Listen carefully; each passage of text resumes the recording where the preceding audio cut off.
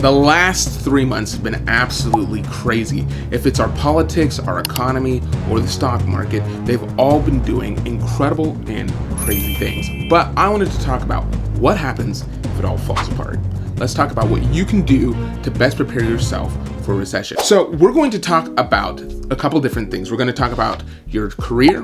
We're going to talk about saving. We're going to talk about debt. We're going to talk about investing. And then we're going to marry these all together and talk about what is best for you. And if you need something that's a little bit more specific, a little bit more tailored to your situation, you can go down in the description and click and schedule a one-on-one coaching call where I will talk to you about what is going on in your personal financial life and talk about what we can do to best prepare you for a recession. Let's talk about your career. So there are different careers that are affected differently when a recession hits. So if you can think back just a few years ago to COVID, what jobs were deemed essential? If you're in a career where it was essential, you can pretty much guarantee that if there's another recession in the future, you're probably going to be okay. Then the next thing you're going to want to look at is maybe take some time to make your boss like you a little bit more, to kind of do some things in the company to make your job a little bit more secure. So find some ways to bring some job security to yourself. If you can do those things together, you should be in a good spot. Now, if you're in a career that's not deemed essential, or you are concerned that you could be on the chopping block if there is a downturn in this country, what I would recommend that you do is take this time to start beefing up your savings, because that's what's going to help carry you through these bad financial times. Savings is very, very important. This is going to be the safety net or the cushion to help you weather bad financial storms. And bad financial times are like rain. They're either building somewhere or it's raining somewhere. So what we're going to do is we're going to use our savings account like an umbrella to give us that shield so that we can keep pushing through the rain. If you're someone who doesn't currently budget, or you're not exactly sure how much money you need to save, what I would say is write down all of your minimum monthly expenses. So that's what's going to keep the lights on, food in the fridge, and your car on the road, and make sure that you have some sort of health care. And so those bare essentials, those are the things that you need to sustain yourself here on planet Earth. And so whatever that comes out to be, you want to save 3 to 6 months of those expenses, so that way you have that cushion. Now, if you did that calculation, or you're somebody who's younger, I would say that you probably aren't going to need 3 to 6 months, because maybe you're still living at home and you don't exactly sure what number you should be aiming to hit.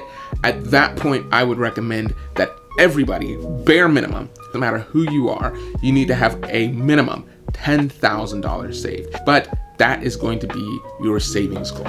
Debt is the overhead that can become your financial downfall. We want to make sure that if we think a recession is coming, and this is just good finance in general, we want to make sure that our liabilities are small while we can continue to grow our assets. So if you are somebody who has credit card debt, student loan debt, and vehicle debt, let's start tackling those things. Let's probably tackle the credit card debt the first, because it's probably going to make the biggest impact on you if you do lose your job.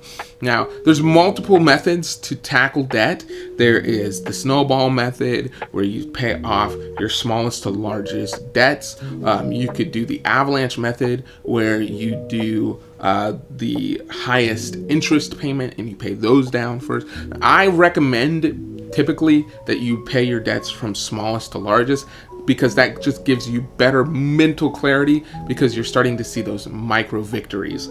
That's what I would recommend if you do have those debts. Now, if you're somebody who only has one of the two bigger debts, now that's probably going to be either student loans or vehicle debt.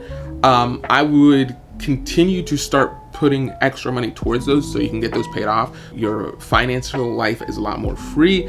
But in a recession, I'm going to be honest, I'm probably going to put those on minimum monthly payments and focus the majority of my capital towards just sustaining myself. Number 3 is going to be investing. A lot of people are really concerned about what to invest, where to invest, how much to invest.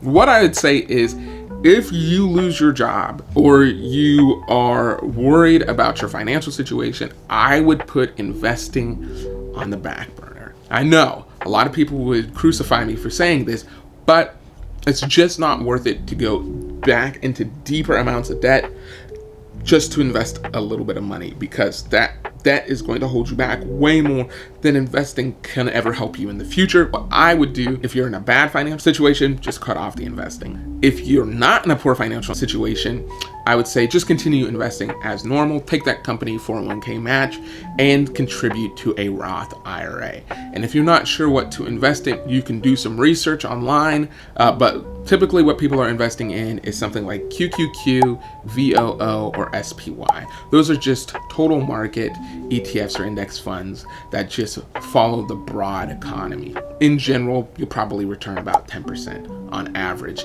annually. That's what I would kind of look into if I was in just your standard average financial situation. Now, if you're doing really well for yourself and you're not so much concerned about, you don't have the debt, you have the good savings, and you're wondering what you can do if a recession does come and the market is falling 15, 20, 30%, this is time for you to have a good amount of cash on the sidelines that's waiting and ready to deploy into the market at these opportunistic times so that you can capitalize on it and you can really ride that wave back up. So that's what I would do.